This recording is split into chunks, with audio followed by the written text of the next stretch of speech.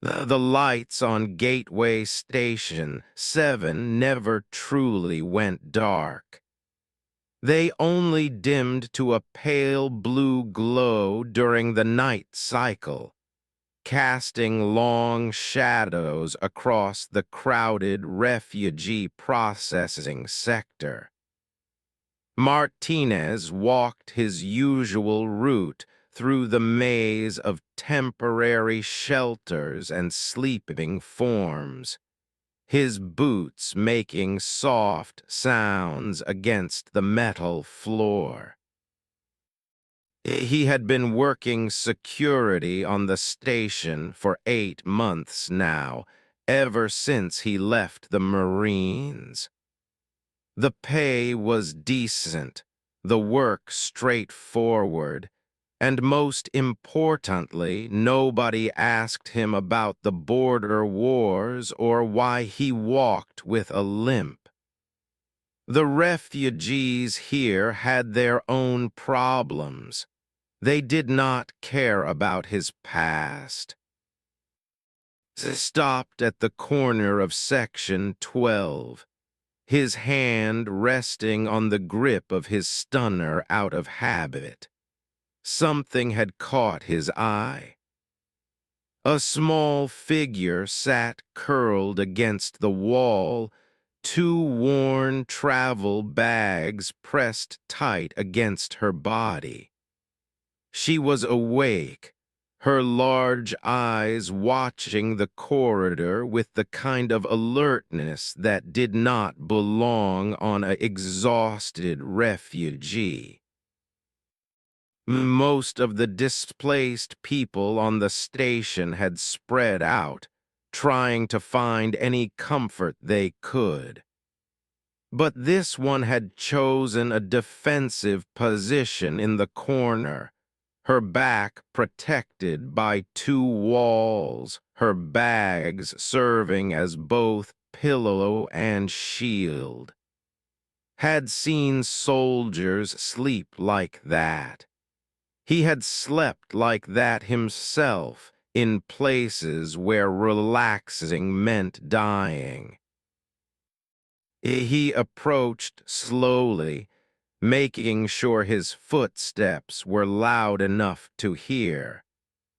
The last thing he wanted was to startle someone who might be traumatized. The figure he realized as he got closer. Her skin had the pale blue tint common to her species, and her frame was slight, almost fragile-looking. They were known throughout the galaxy as artists and philosophers, a people who had chosen peace over war centuries ago. They were gentle, soft-spoken, and completely unsuited for combat. At least, that was what everyone said. "Evening," said quietly, stopping a respectful distance away. "You look like you could use some food." The woman looked up at him. Her eyes were larger than human eyes, adapted for the dim light of her, and they studied him with an intensity that made him pause. There was no fear there, only calculation. "I have rations," she said. Her voice was soft but carried an edge of formality, like someone used to speaking with authority. "When did you last eat those rations?" asked. He pulled a meal pack from his belt and held it out. "These are fresh from the commissary, still warm." She hesitated, then reached out and took the pack. Her fingers were long and delicate, but noticed calluses on her palms. Strange for a Thank you, she said, opening the pack with practiced efficiency. She ate quickly but not desperately, the movements controlled and purposeful. They settled against the opposite wall, keeping his distance. I am security contractor. You have been here long. 3 days, she replied between bites. My name is. 3 days sleeping in this corner. Oh, yes. Oh, the processing center keeps asking you to check your bags, I bet. As grip on her bags tightened slightly. They want to store them separately. I refused. Nodded. He had seen this before, refugees clinging to the last pieces of their old lives. What is in them, if you do not mind me asking? Nothing dangerous, I hope. It clothes data chips with my research, some soil from home. She paused. The soil is sacred. We use it to plant memorial gardens for the dead. You lost people in the evacuation.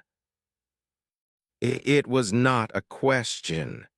Everyone here had lost someone. Simply nodded, her large eyes distant for a moment. The said carefully, I heard the hit your world's hard. News says most of the core planets fell within a week. They did not expect resistance, said her voice going flat. We are known as pacifists. They thought we would simply surrender. But you did not. Some of us fought with whatever we had. She touched her arm and noticed burn scars there, the kind that came from energy weapons. I was a professor at the university on Prime. When the attack came, I helped evacuate the students. 300 children through burning streets to the spaceport. They felt something twist in his chest. He knew what it was like to shepherd people through hell, watching some make it and some fall behind. You got them out. Most of them, not all. She closed her eyes briefly. The ones who did not make it, they deserve gardens. That is why I keep the soil. They sat in silence for a moment. Two people who had seen things they could not forget, connected by shared understanding, if not shared experience. The processing center, said finally. They give you trouble about the bags, you let me know. I have clearance.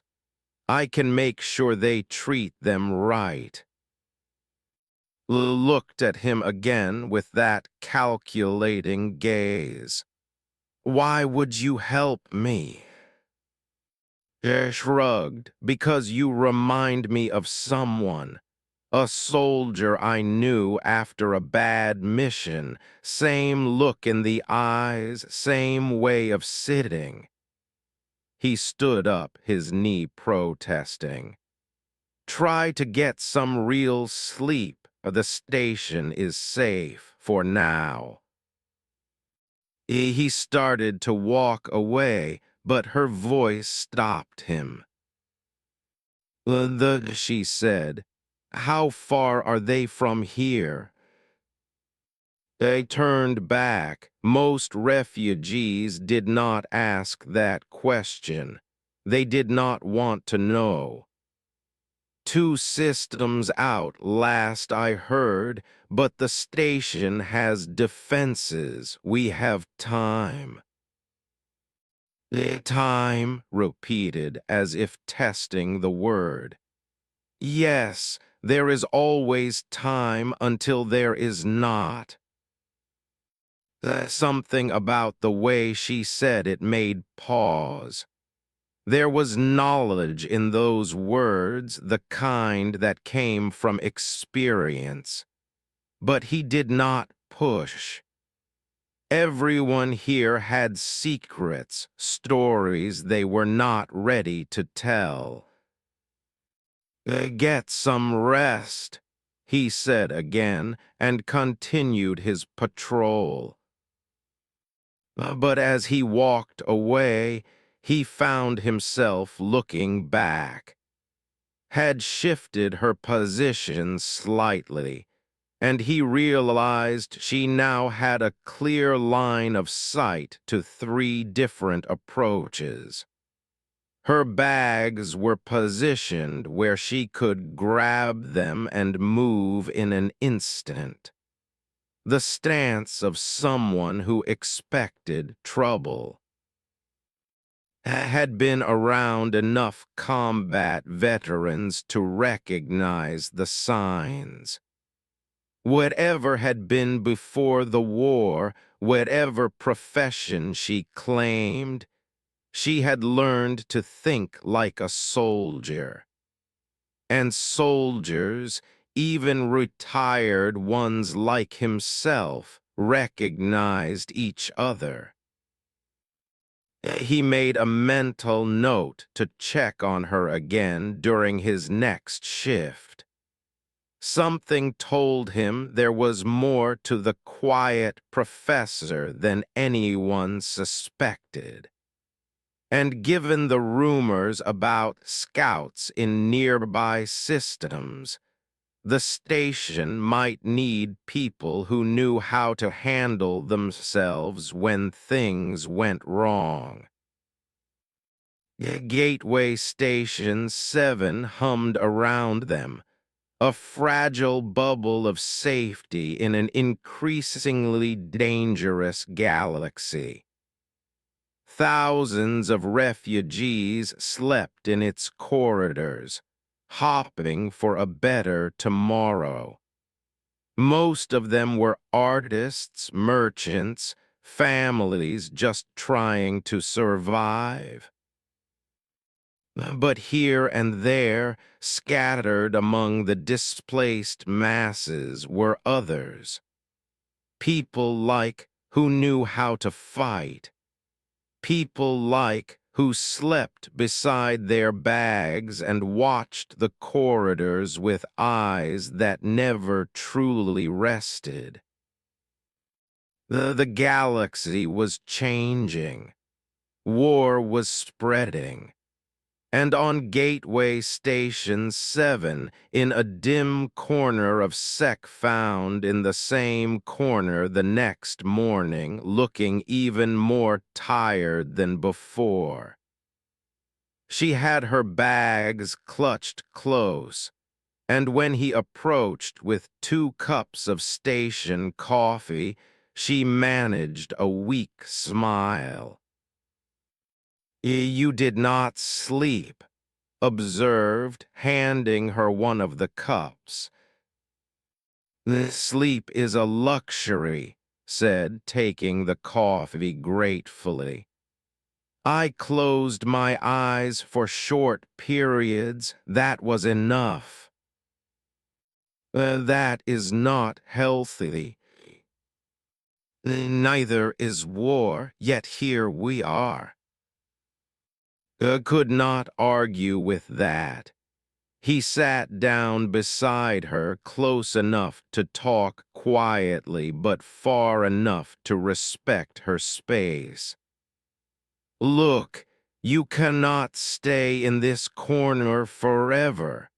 Processing has been asking about you. They need to clear people through the system. This grip on her bags tightened. They want to take these from me. Just to scan them. Standard security protocol. No. The word was firm, final. Saw something flash in her eyes, something hard and unyielding. This was not fear talking. This was someone drawing a line. Well, what if I go with you? Offered. I have security clearance. I can make sure nothing happens to your bags. They scan them while you watch. Nothing gets stored separately. I studied him for a long moment. Why do you keep helping me? Because I have been where you are. Different war, different planet, but the same feeling. Like if you let go of the one thing you have left, you will disappear completely. He touched the medal he wore under his shirt, hidden but always there. We all have our bags, and mine just happen to be smaller. She considered this, then nodded slowly. Very well, but I stay with them the entire time. A deal. The processing center was crowded when they arrived. Dozens of species filled the waiting area, all looking exhausted and anxious. An administrator named Vex sat behind the main desk, his four arms moving across multiple screens simultaneously. The next, Vex called out in a bored tone. I stepped forward with, "We need expedited processing. Security clearance Alpha 7. Vex looked up, his compound eyes focusing on his badge. Contractor Martinez, this refugee is with you. Yes, she needs processing with special accommodation. Her personal items stay with her during scanning. Absolutely not, Vex said immediately. All items must be stored in the secure facility during processing. Standard protocol, no exceptions. I stepped forward and saw her posture change. Her spine straightened, her shoulders squared, and when she spoke, her voice carried a weight that made even Vex pause. I am of Prime. These items contain sacred memorial soil and irreplaceable research data. They will not leave my sight. The rules are clear, Vex insisted, but his voice had lost some of its certainty. Then change the rules, said simply. Or I will remain in that corner until your station falls or I die. Your choice. He hid a smile. There was the steel he had suspected was there. He leaned forward. Come on, Vex. I will stay with her the whole time. Nothing dangerous in those bags, I promise. Vex's mandibles clicked in annoyance. Fine, but you both sign the liability forms, and if there is even one restricted item, you both go to holding. They moved to a private scanning room, where a tired-looking technician ran the bags through the sensors while watched every movement. Stood beside her, noting how she tracked everything, her eyes missing nothing. The scans showed exactly what she had said. Clothes, data, chips, containers of soil, but noticed something else. The way the items were packed was methodical, almost military in precision. Every space used efficiently, everything positioned for quick access. The data chips, the technician said. What is on them? My doctoral research on ancient history, replied smoothly. Cultural preservation records, art catalogs, any military information. The have no military, said, and it was technically true. We are a peaceful people. The technician seemed satisfied and waved them through. As they left the processing center, clutched her bags close, relief visible on her face. Thank you, she said too. I know I seem paranoid, but these are all I have left. I get it, and you are not paranoid. You are careful. There is a difference. They walked through the station corridors, past shops and cafes that tried to maintain normalcy despite the growing refugee crisis. Noticed how moved, constantly aware of her surroundings, tracking exits and potential threats. It was subtle, but it was there. Can I ask you something? Said. Those calluses on your hands, what are they from? Looked at her palms, then back at him. Gardening tools? I maintained the memorial gardens at the university. It was plausible, but had seen combat calluses before. He had them himself from gripping weapons for hours. Were in similar places. Before he could pursue the question, alarms began to wail throughout the station. Red lights flashed in the corridors. People stopped moving, looking around in confusion and fear. As communicator crackled to life. All security personnel report to stations immediately. Vessels detected entering the system. This is not a drill. Repeat, this is not a drill.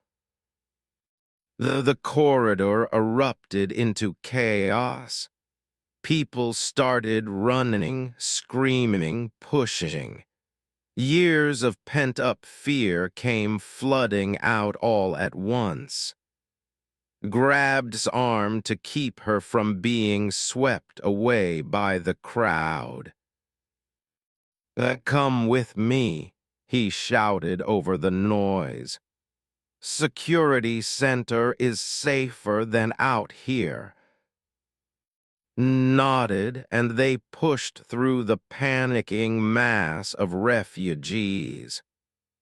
Noticed she kept her bags secured despite the chaos, moving with a grace that seemed impossible in the crush of bodies. They reached the security center, where officers were scrambling to their posts.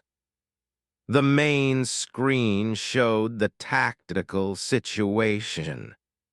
3 large ships and multiple smaller craft, all bearing signatures, moving toward the station. "How long until they arrive?" asked the nearest officer. 2 hours, maybe less. Station defense is powering up, but we are. Commander has ordered evacuation procedures." Looked at the crowd on the monitors. Thousands of refugees and nowhere near enough transport ships. His stomach dropped. They were trapped. "What about reinforcements?" someone asked. "The nearest human fleet is 6 hours out. We are on our own." I had moved to one of the tactical displays, studying the enemy formation. Her fingers traced patterns on the screen and saw her lips moving, as if calculating something. "You should go to the civilian shelters," told her. "It will be safer there." "No," said, not looking away from the screen. "I stay here. Well, when they attack, this will be a target. You need to get to safety." She finally turned to look at him, and the expression on her face made him stop. It was not fear. It was not panic. It was focus, cold and clear. "Well," she said quietly, "how many security personnel does this station have?"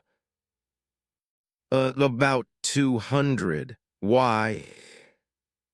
"And how many civilians capable of fighting?" "I don't know. Maybe a few hundred more if we count anyone with military experience.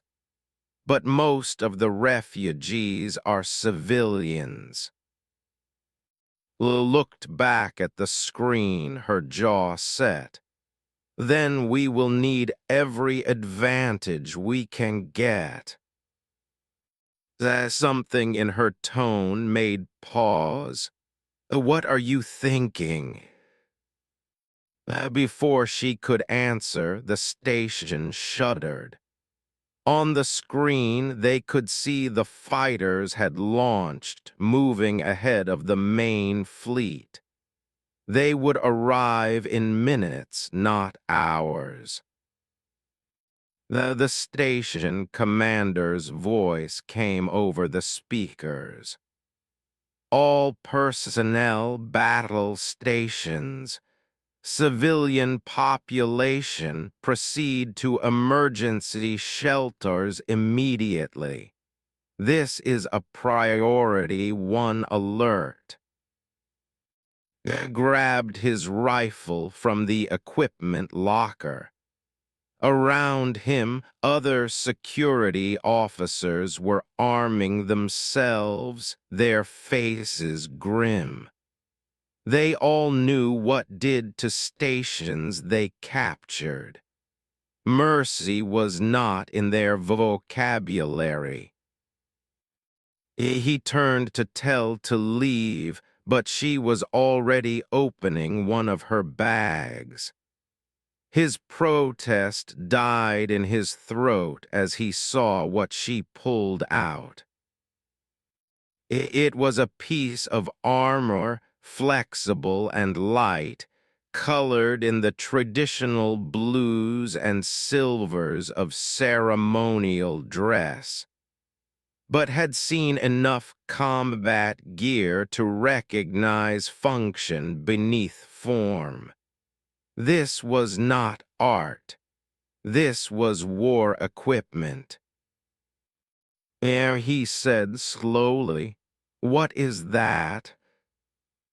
She looked up at him, and for the first time he saw her without the mask of the tired refugee. Her eyes were calm, clear, and utterly focused. A very old tradition," she said. "One my people hoped never to use again." She reached into the second bag and pulled out more pieces. As watched in growing shock, began assembling what could only be described as a combat suit, each piece clicking into place with mechanical precision. She said as she worked, were not always peaceful. Long ago, before we chose another path, we were warriors. The greatest in the galaxy, some said. But that was thousands of years ago," protested. "Nobody remembers that." "My family remembers," said quietly. "Some of us keep the old ways alive, just in case they are needed again." The station shuddered again, harder this time. The fighters were beginning their attack run. Stood, now wearing the armor, and reached into her bag one last time. She pulled out two curved blades that hummed with barely contained energy. She looked at this small, supposedly fragile being who had slept in a corner clutching her bags and smiled. It was not a kind smile. It was the smile of someone who had been holding back and was finally free to act. The first explosion shook the station hard enough to knock people off their feet. Caught himself against the wall while moved with the impact, her body flowing with the motion rather than fighting it. On the monitors, they could see fighters tearing through the outer docking ring, their weapons cutting through metal like paper. The station defense guns fired back, but there were too many targets. For every fighter they destroyed, two more took its place. The main cruisers hung back, watching, letting their smaller craft do the work. "They are probing our defenses," said, studying the tactical display. "Looking for weak points. When they find them, the boarding parties will come." He checked his rifle charge. "How do you know their tactics?" "I studied military history for 20 years. They are efficient but predictable. They always follow the same pattern." She pointed to a section of the station. "There, Section 9, Level 3. That is where they will breach first. The structure is weakest, and it gives them a direct route to the command center. The station commander, a grizzled human named Vincent Hayes, overheard her. "And you know this how?" Because that is where I would breach," said simply. "If you want to take a station quickly, you cut off the head. They will send their best troops there." Hayes studied her for a moment, taking in the armor, the weapons, the calm certainty in her voice. "You are not just a refugee. Right now, Commander, I am whatever you need me to be." Hayes made a decision. "Martinez, take a team to Section 9, set up a choke point. If they breach there, I want them stopped cold." "Yes, sir," said he. Looked at. "You should still go to the shelters." "No," and Hayes said at the same time. Hayes continued. "If she knows tactics, I want her where the fighting is. She goes with you." He wanted to argue, but another explosion cut him off.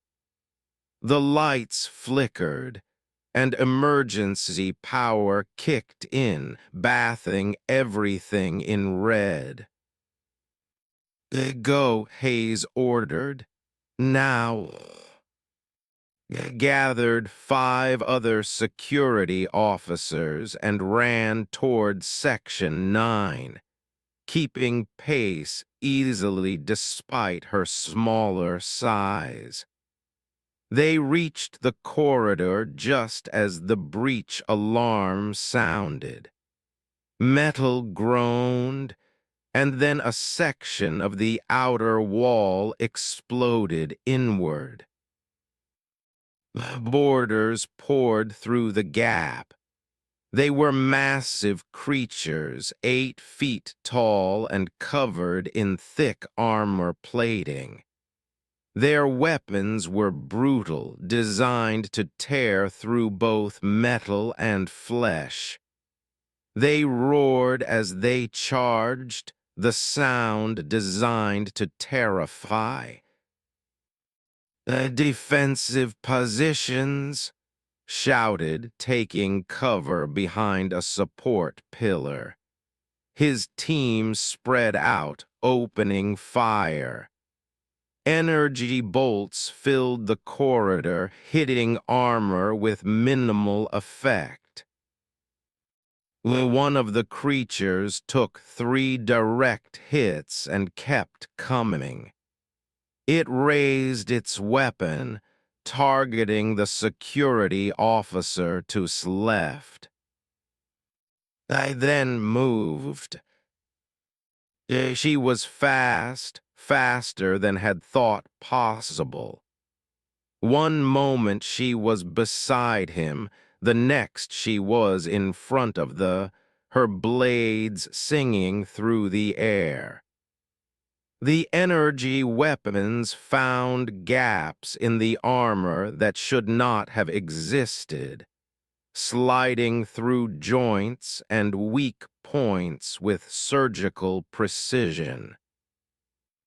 The fell, surprise frozen on its face, did not stop. She moved like water, flowing between the attackers, her blades never still. Each strike was economical, wasting no energy, finding vulnerabilities that turned the size and armor into disadvantages in the tight corridor. And his team kept firing, but they mostly provided support. was the storm at the center of the battle, a small blue figure dancing through giants, leaving bodies in her wake. Managed to grab her arm, its grip enough to crush bone. Twisted, using the creature's own strength against it, and drove her blade up through its throat. She was free before it hit the ground. Fall back to the next junction, ordered. They needed to create a killing field, not get surrounded. His team retreated in good order, covering their withdrawal. Moore pushed through the breach and realized with growing horror that this was just the first wave. There would be more, many more. They reached the junction, a wider space where 3 corridors met. Better sight lines, more room to maneuver. Set his people at the choke points while stood in the center, blades ready. "How many?" she asked, not even breathing hard. "At least 20 more coming," replied. "Maybe 30. "Good odds," said, and could not tell if she was joking. They came in a rush, trying to overwhelm them with numbers. It was a brutal, close-quarters fight. Rifle overheated, and he switched to his sidearm, firing until that too ran dry. Then he grabbed a fallen weapon and kept fighting. Beside him was a blur of motion. She called out weak points, directed fire, and filled every gap in their defense. When a security officer went down wounded, she was there, dragging him to cover while somehow still fighting off 3 attackers. Had fought in wars. He had seen skilled soldiers, but he had never seen anything like this. Moved like fighting was breathing, natural and instinctive. Her blades found targets he did not even see, and her awareness of the battlefield was total. Broke through, heading for the wounded officer. Could not reach him in time. I could. She appeared between them, both blades crossed to catch the weapon. The impact drove her back, her feet sliding on the metal floor, but she held. Then she twisted, redirecting the force, and stumbled. Her blade took it in the eye, the only unarmored spot on its head. Thank you," the wounded officer gasped. "Save it for after," replied, already moving to the next threat. The battle seemed to last hours, though combat chronometer said it was only 20 minutes. 20 minutes of hell, of blood and pain and the smell of burning metal. They held the junction, but barely. Bodies, mostly, but some human, littered the floor. This team was down to 3 effective fighters. He had taken a plasma burn to his shoulder, and every movement sent fire through his arm. but they had stopped the breach. They were not getting through. A lull fell over the fighting. The aliens pulled back, regrouping, used the time to check his people, apply emergency medical patches, and reload what weapons still worked. They stood at the center of the junction, her armor scorched and dented but intact. She was breathing harder now, but her eyes were still clear, still focused. That was incredible, said. Where did you learn to fight like that? My family, replied. We are guardians, protectors. While most chose complete peace, some of us maintained the warrior traditions in secret, just in case they were needed. I would say they are needed. Yes, she looked at the fallen and saw sadness in her eyes. I taught history. I helped children learn. I grew gardens. That was the life I chose. But this, she gestured at the carnage, this is the life I was born into. Before could respond, his communicator crackled. Martinez, more breaches on levels 4 and 6. We are spread too thin. Can you hold your position? Looked at his exhausted team. We will hold. Negative, said, speaking into communicator. Commander Hayes, we need to coordinate defense across all breach points. Spread thin, we will be overwhelmed. Consolidated, we can create multiple killing fields. Who is this? Hayes demanded. Someone who knows how to fight a defensive battle. I need access to your tactical network and authority to organize civilian defenders. There was a pause. Then Hayes said, Granted. Do what you need to do. Moved to the nearest terminal, her fingers flying across the controls.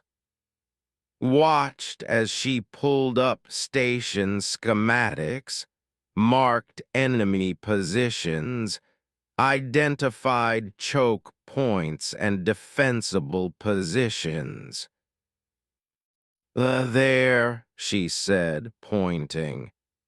We pull back to these 3 positions. Let them take the outer sections. We make them pay for every meter, then hit them from multiple angles at the convergence points. That is guerrilla warfare, said. Yes, they expect us to defend everything and fail. We defend what matters and succeed. She looked at him. But I need people who can follow orders and think on their feet. People like you. I felt something shift inside him.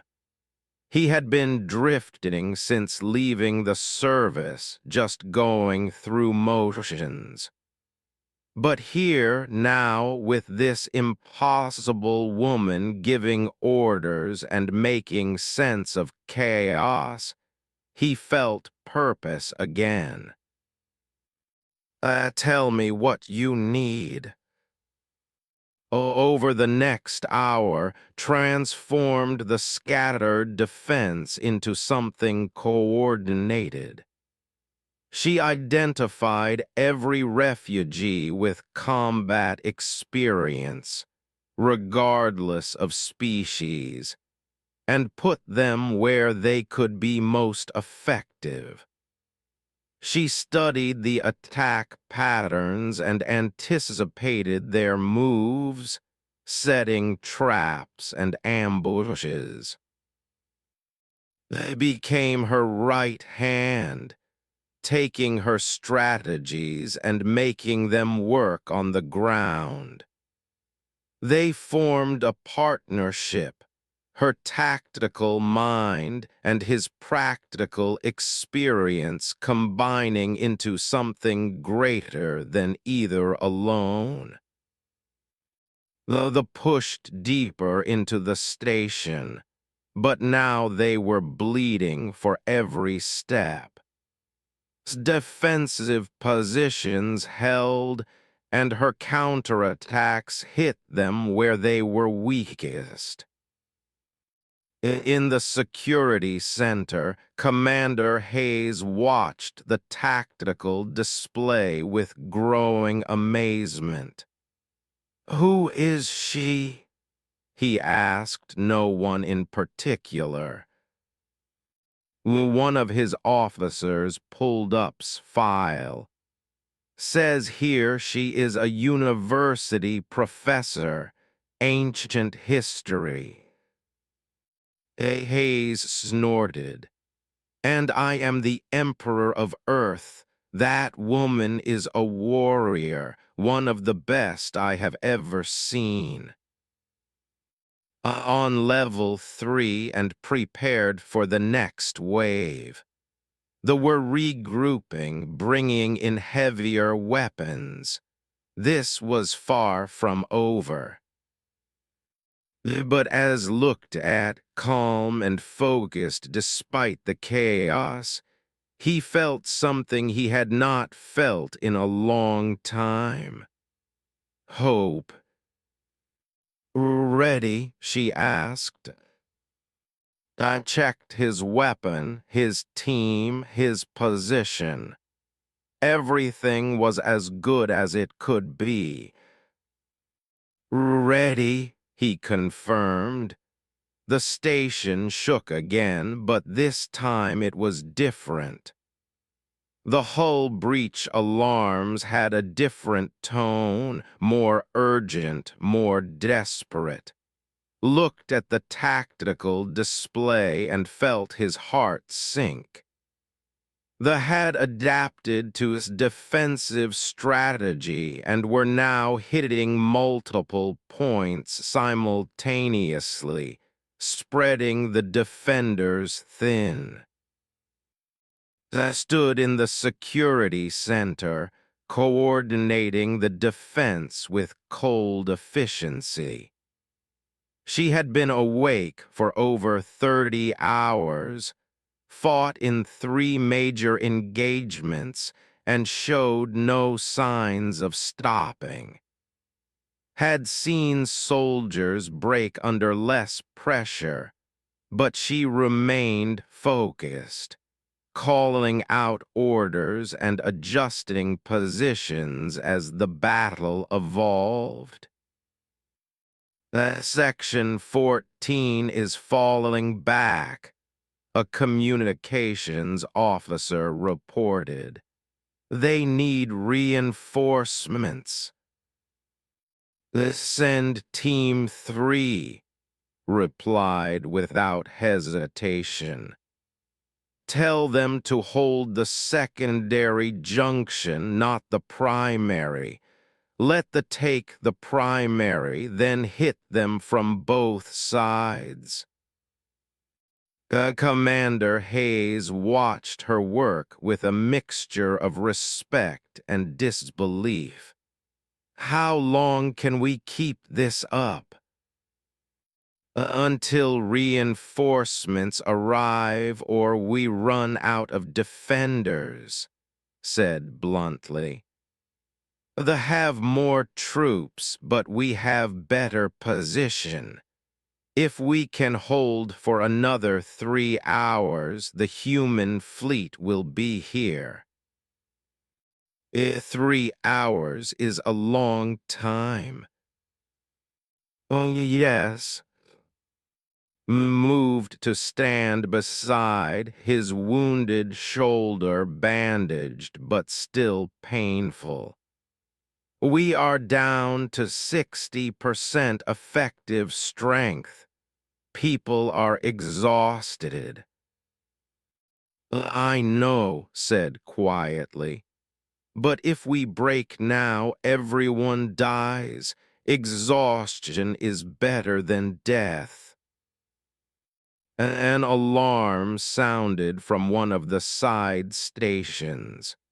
A young technician looked up, her face pale. We have a problem. Section 27, the damaged residential area. Life support is failing and there are civilians trapped. At least 40 people, including children. Pulled up the schematic. Section 27 was on the far side of the station, cut off by advance forces. The route there was through contested territory, and the section itself was losing atmosphere fast. How long before they suffocate? Hayes asked. 20 minutes, maybe 30. I studied the map. We cannot reach them in time, not through the main corridors. There is a maintenance tunnel, said, tracing a path on the screen. Narrow, probably damaged, but it might be passable. Might be, Hayes repeated. And you want to send people into that while we are already stretched thin. His hands clenched into fists, saw the conflict in her eyes. As a tactician, she knew pulling defenders away could collapse their entire defensive line. But as someone who had shepherded children through burning streets, she could not let people die when there was a chance to save them. Who is trapped there? Asked, her voice carefully neutral. The technician checked her screen. Mixed group. Some humans, a few, and a cluster of families. I closed her eyes for just a moment. When she opened them, saw pain there, deep and raw. Families, she repeated. Yes, looks like they are from the prime evacuation. Same ship as you. Watched's face. He knew what she was thinking. Those could be her people, her family.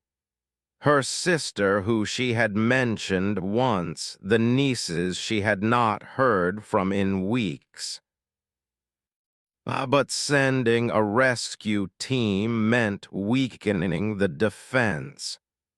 It meant risking the entire station for 40 people.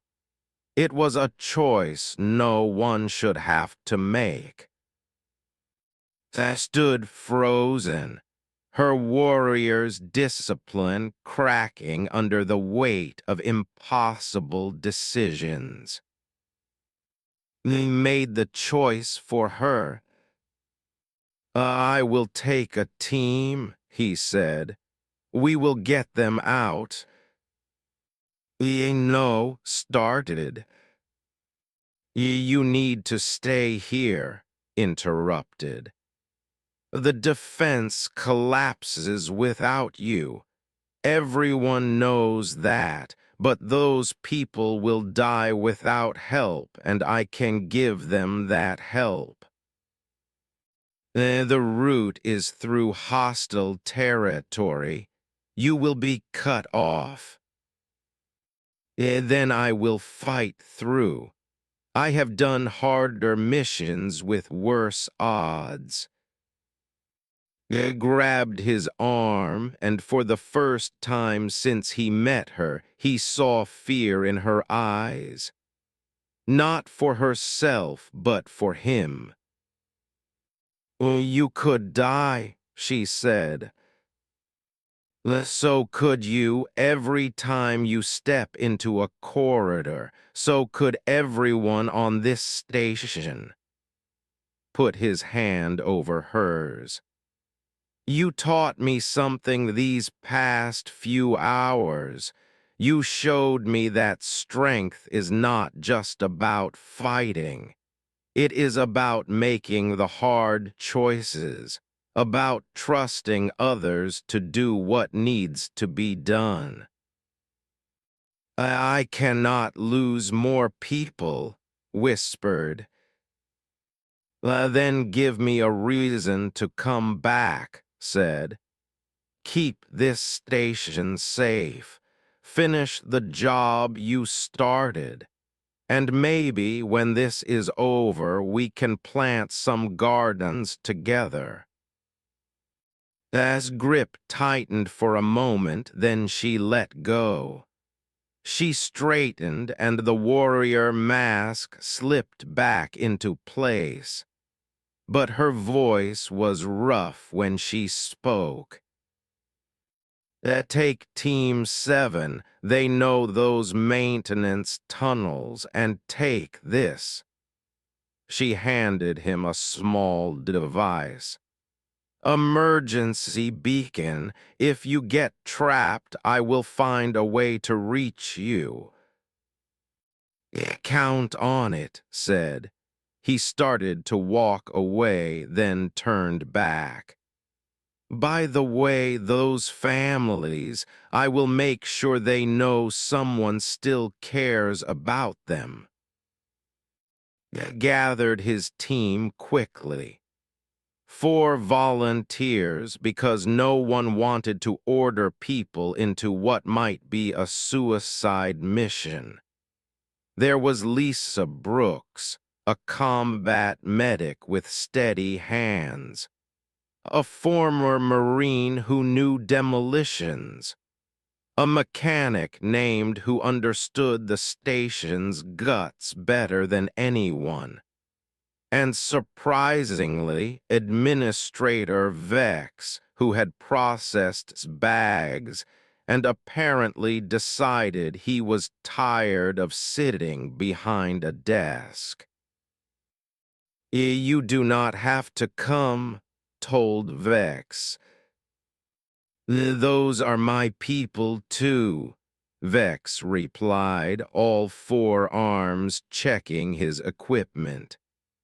I pushed papers while others fought. Time to fix that. They entered the maintenance tunnel and immediately knew this would be harder than expected. The passage was narrow, dark, and sections had collapsed entirely. They had to crawl through some parts, squeeze through others. Behind them could hear the sounds of battle. His voice came over the communicator, coordinating defense, calm and controlled. He focused on that voice, let it guide him through the darkness. The tunnel opened into a damaged corridor. Scorch marks covered the walls, and bodies, both alien and station defenders, lay where they had fallen. Team moved quickly, checking corners, watching for ambush. They were halfway to Section 27 when they found them. 6 of the massive warriors moving through a side passage. No warning, no chance to hide. Just sudden, brutal combat in close quarters. They threw an explosive charge, and the blast shook the corridor. 2 went down. The others charged. They fired until his weapon overheated, then used it as a club. Lisa pulled her sidearm and put precise shots into exposed joints. Used some kind of industrial tool as a weapon, its cutting laser tearing through armor. Vex surprised everyone by being absolutely fearless. All 4 arms wielding different weapons, he fought like someone with nothing left to lose. They won, but barely. Took a plasma burn to his side, the pain white-hot and consuming. Lisa patched him up with trembling hands, but they both knew it was bad. Can you walk?" she asked. Do I have a choice?" replied through gritted teeth. They reached Section 27 with minutes to spare. The civilians were huddled in an emergency shelter, the air growing thin. When steam broke through, relief flooded their faces. "We are getting you out," announced. "Everyone stay calm, stay together, and move fast." Among the civilians, he saw the families. An older female held 2 young children close, their large eyes wide with fear. She looked at with hope and desperation. "Are we safe?" she asked in accented galactic common. "They not yet," admitted. "But we are working on it. What is your name?" These are my daughters." As heart clenched. "Do you know from the university?" As eyes went wide. "Is my sister, she is alive?" Very much so, and she is the reason this station is still standing." Managed a smile despite the pain. "She will be happy to know I found you." But getting 40 people through hostile territory was different from 5 trained fighters. They moved slowly, and every minute was agony. The children were scared and crying. The elderly struggled in the thin air. They were halfway back when they found them again. This time there were more, too many. Put the civilians behind his team and prepared to make a stand. This corridor would be their last stand, he realized. They would buy the civilians time to retreat, but his team would not be leaving. He triggered the emergency beacon had given him, not because he thought she could reach them, but because he wanted her to know he had tried.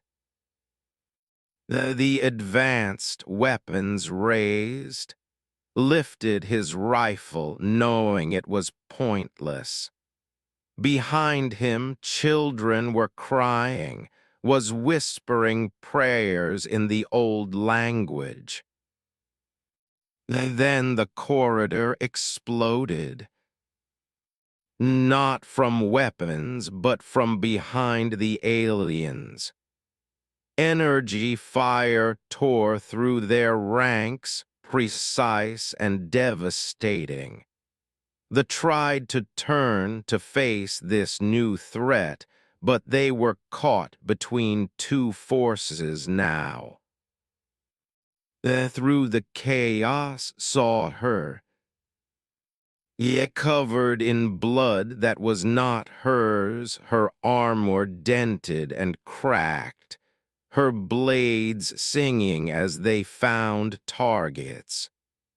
She had left her post, abandoned the tactical center, and come for them. She was not alone. A dozen fighters followed her, refugees and security personnel who had volunteered to follow the small warrior into hell itself. The battle was short and brutal. The caught between two forces in a narrow corridor fell quickly, moved through them like a force of nature, unstoppable and terrible. When the last alien fell, she stood there, breathing hard, and her eyes found. "You came," he said, half in shock. "Of course I came," replied. "You think I would let you die after making me promise to plant gardens with you?" She moved past him to the civilians, and when saw her, both women cried out.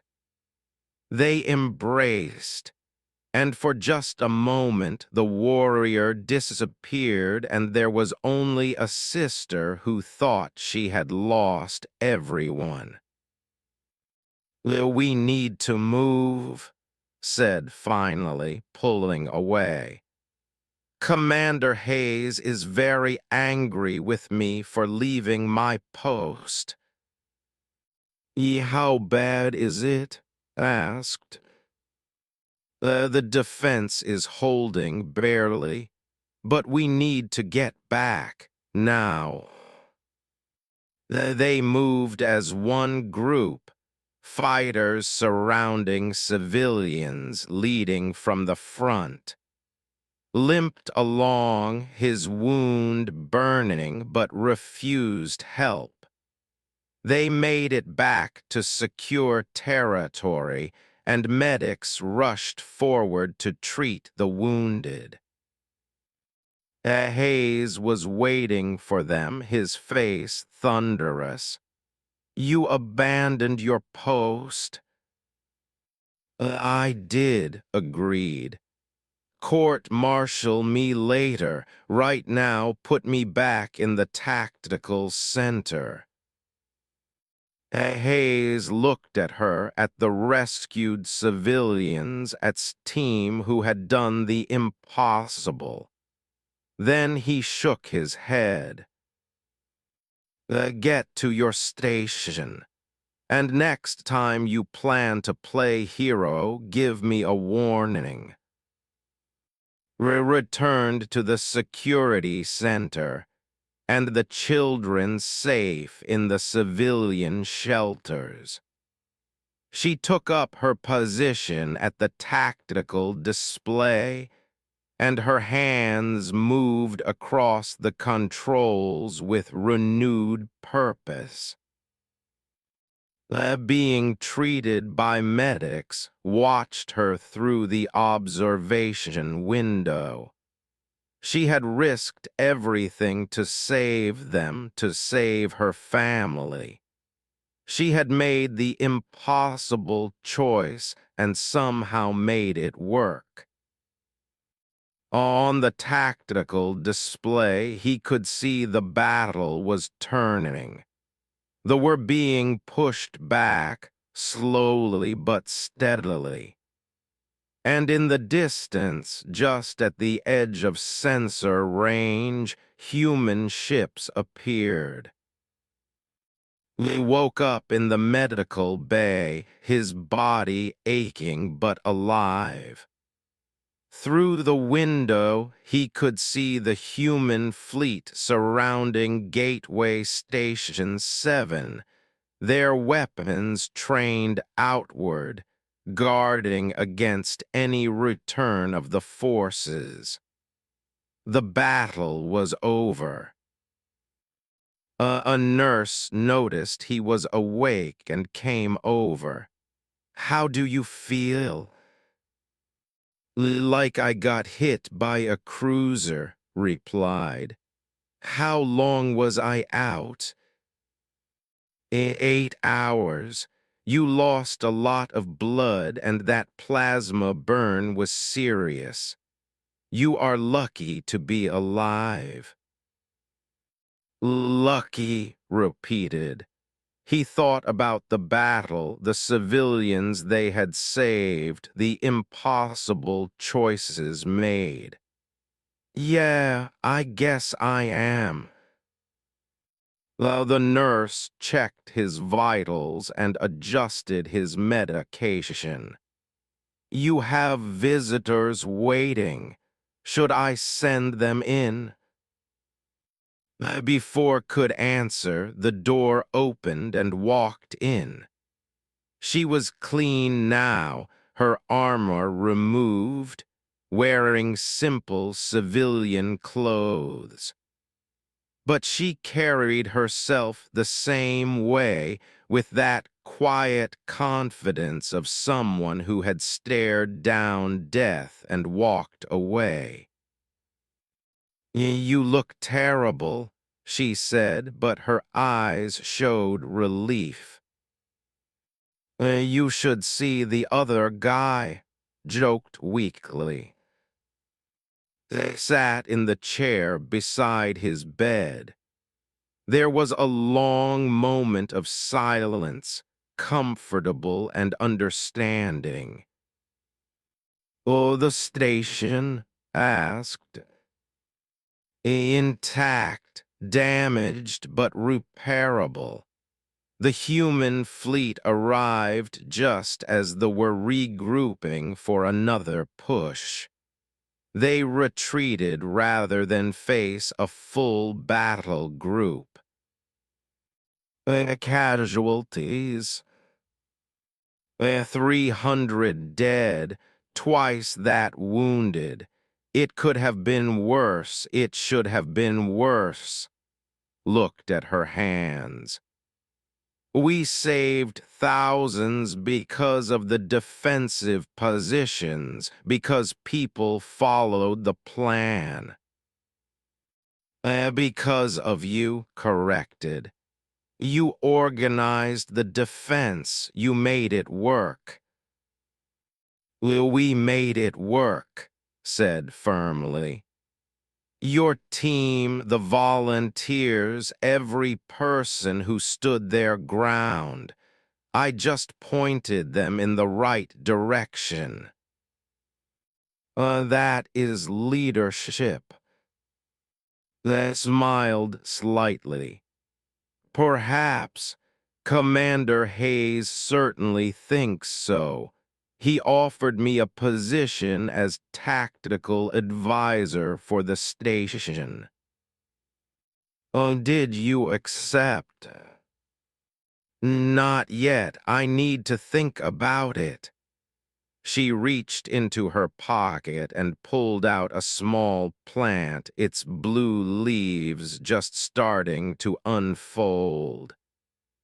"I started the memorial garden for those we lost. Your medic, Lisa, she helped me. Ant's family wanted to contribute." looked at the delicate plant, thinking about all the lives lost defending the station. They deserve to be remembered. Yes, and I thought perhaps you would want to help when you are well enough. I would like that. The door opened again and entered with her two daughters. The children stayed close to their mother, still shy around strangers, but their eyes were bright with curiosity. I wanted to thank you, said two. You saved our lives. My sister tells me you risked everything to reach us. Your sister did the same for me, replied. She is the real hero here. The two children whispered to each other, then the older one stepped forward. She held out a small drawing, crayon on recycled paper. It showed stick figures, a tall one and a small blue one, standing together with stars around them. Well, we made this for you, the child said in careful galactic common. You and Auntie, the heroes. I took the drawing, feeling something break loose in his chest. Thank you. I will keep this forever. After and the children left, stayed. They sat in comfortable silence, two warriors who had seen battle together and survived. The fleet brought news, said eventually. The advance has stalled. The combined species forces are pushing back. This attack on the station was one of their last desperate attempts to maintain momentum. So the war is turning. Maybe, or maybe we just bought ourselves time. Stood and walked to the window looking at the human ships. Your people are impressive. The way they came, no hesitation, ready to defend a station full of refugees they had never met. We have been where you are, said. Fleeing from wars, looking for safe harbor, we remember what it is like to need help. And not all species do. No, but humans do. It is one of our better qualities. They turned back to him. There is something I need to tell you about what happened, about what I did. I waited, sensing this was important. I broke every vow my family made when we chose the path of peace, continued. We were supposed to be guardians in secret, never revealing ourselves unless there was no other choice. But I showed everyone what the once were. I reminded the galaxy that we know how to kill. Oh, you saved the station. I also destroyed 5,000 years of carefully built reputation. They are supposed to be artists, philosophers, peaceful beings. Now they will be seen as potential threats, or as people who can defend themselves. countered. Sometimes the galaxy needs to see that peace is a choice, not weakness.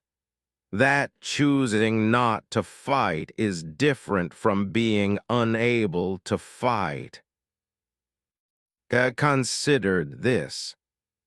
My people will be divided on this. Some will understand. Others will see me as a betrayal of everything we have become. Oh, what do you see? I see a woman who did what was necessary, who kept her family alive, who honored the dead by protecting the living. She met's eyes. I see someone who is tired of hiding. Then do not hide, said simply. The galaxy has seen what you can do. Use that, teach others. Show them that the way and the warrior way do not have to be separate. Over the next few days, as recovered, the station slowly returned to something like normal. Refugees began to relax as the human fleet held position. Repairs started on the damaged sections. Life, stubborn and persistent, reasserted itself. Commander Hayes called and to his office. They found him looking tired but pleased. I have spoken with Fleet Command, Hayes said. They are impressed with how we held the station, very impressed with our tactical coordinator. He nodded, too. There are offers coming in. Advisory positions, teaching roles, even a spot in the tactical planning division. Well, what about the station? Asked. The station needs you too. If you will stay, I can offer you a permanent position. Chief Tactical Advisor, Training Coordinator for Civilian Defense Forces. Good pay, full benefits.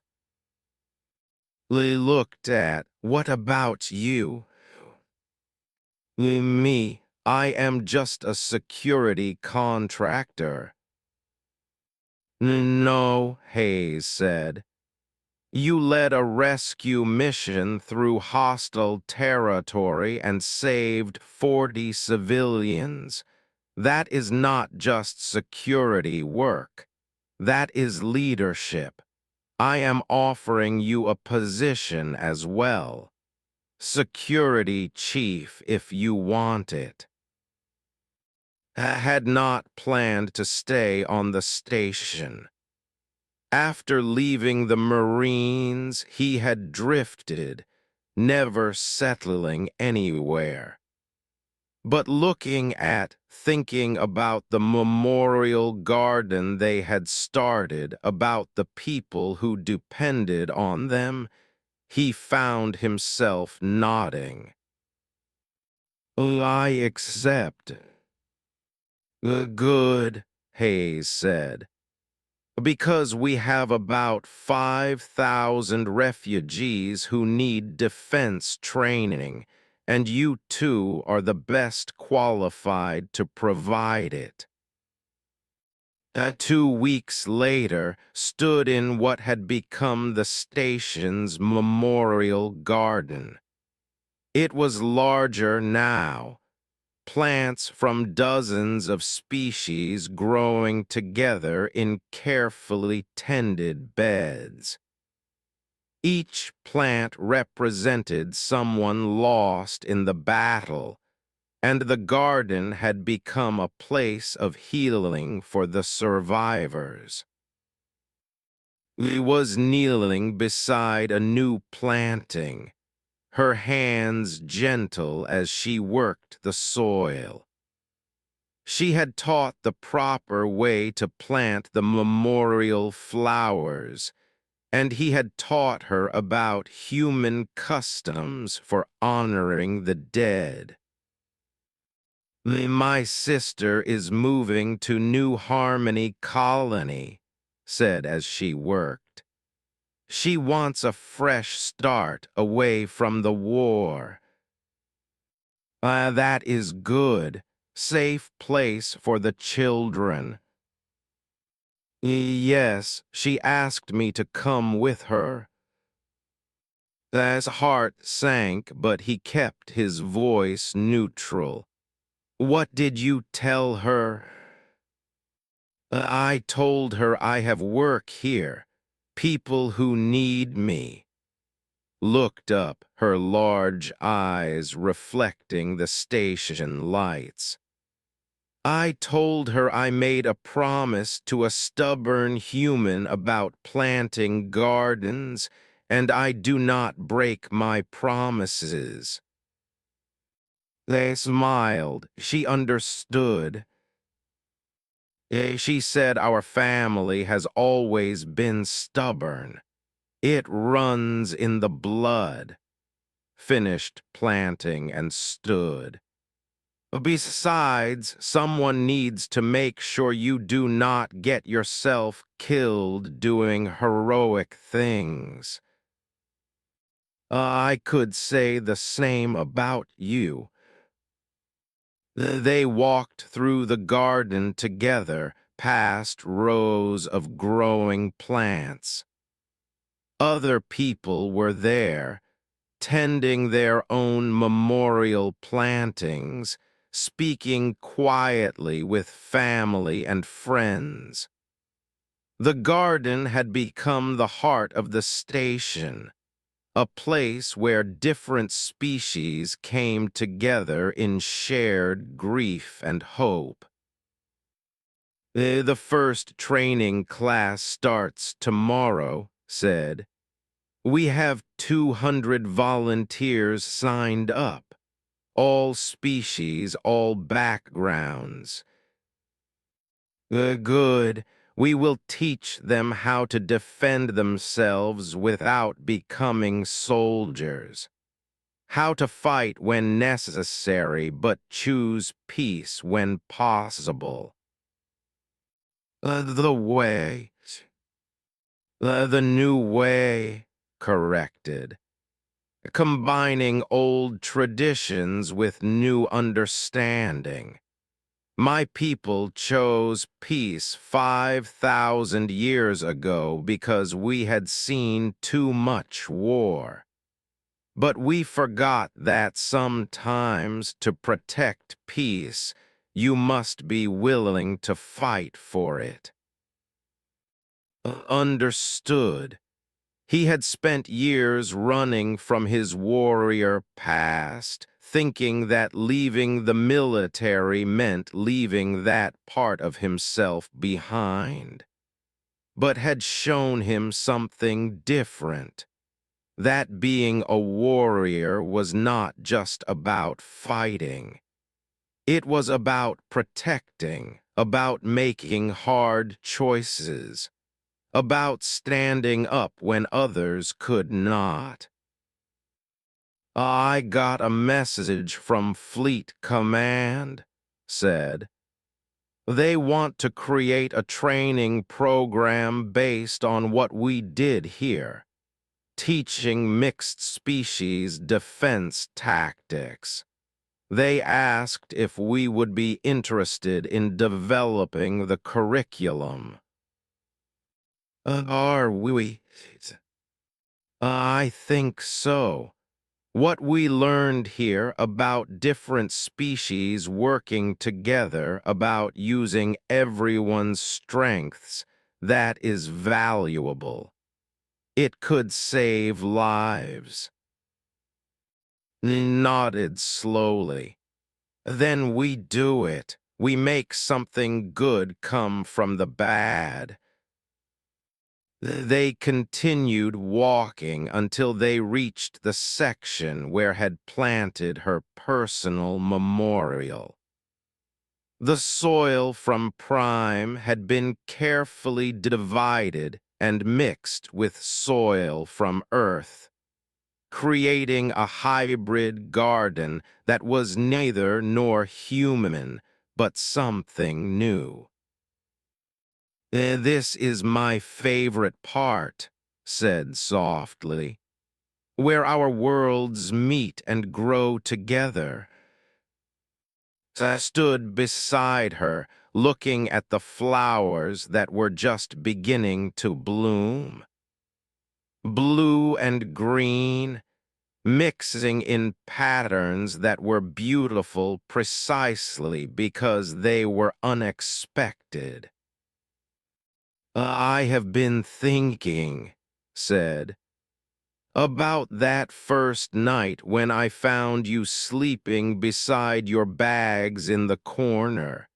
You were so protective of them, so careful. I had everything I was in those bags. My past, my present, my secrets. I know. And I thought you were just a scared refugee who needed protecting. Laughed. And I thought you were just a kind human who did not understand what he was getting into. We were both wrong." "No," said. "We were both right. I was a scared refugee. You were kind, but we were also more than that. We just had not shown each other yet." And now we have no secrets. You know what I am and I know what you are. And somehow that makes us stronger. A group of children ran past them, playing some kind of tag game that mixed rules from 3 different species. They laughed and shouted, their voices carrying through the garden. These were the children they had fought to save, who would grow up in a galaxy that was maybe, just maybe, learning to be better. Commander Hayes approved my request, said, "We can expand the garden, triple its size." That is a lot of gardening. We will need help, but I think we will have volunteers. She was right. Over the following months, the garden grew until it covered an entire section of the station. People came from across the refugee population to help, to plant, to remember, and to heal. It became a symbol of what Gateway Station 7 had survived and what it had become. And worked side by side, training defenders during the day and tending the garden in the evening. They developed a friendship that was deeper than romance, built on respect, trust, and shared experience. They had fought together, survived together, and now built together. Sometimes late at night when the station was quiet, they would sit in the garden and talk about their pasts, their hopes, their fears. Would tell stories about ancient warriors and would share tales from the border wars. They learned from each other, grew together, and found peace in the knowledge that they were not alone. The galaxy was still at war. The had not given up, and there would be more battles to come. But Gateway Station 7 stood firm, a beacon of hope in the darkness.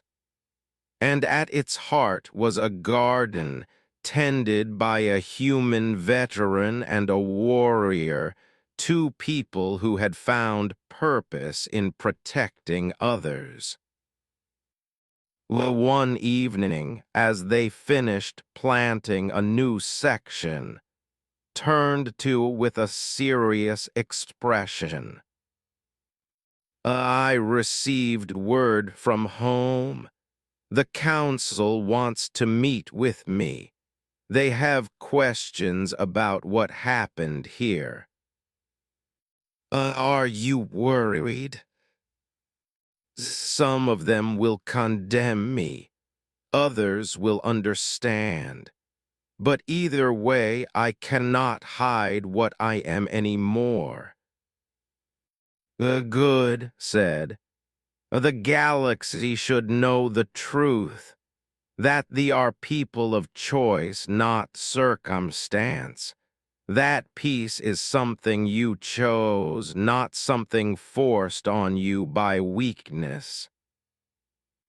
They smiled. You would have made a good philosopher, Martinez.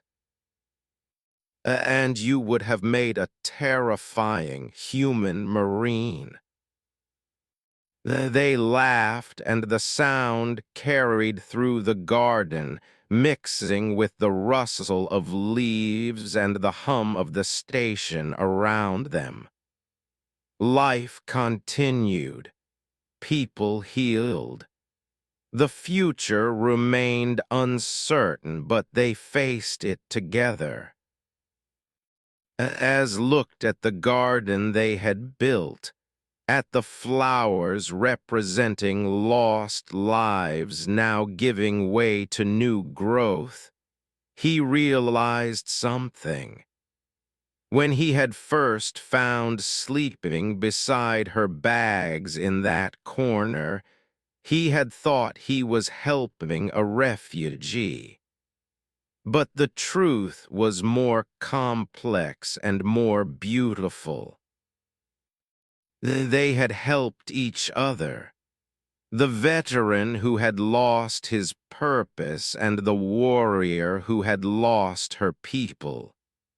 Together, they had found something worth fighting for, worth protecting, worth building. And in a galaxy torn by war, that was enough. That was everything. Come on, said, standing and brushing dirt from her hands. We have a training session tomorrow, and you need to rest that shoulder. Yes, ma'am, replied with a mock salute. As they walked back through the garden, past rows of growing plants and memorial markers, past other people finding their own peace, felt something he had not felt in years. Yea, he felt at home, and beside him felt the same, not in a place but in a purpose, in the knowledge that she could be both warrior and teacher, protector and gardener, and something new.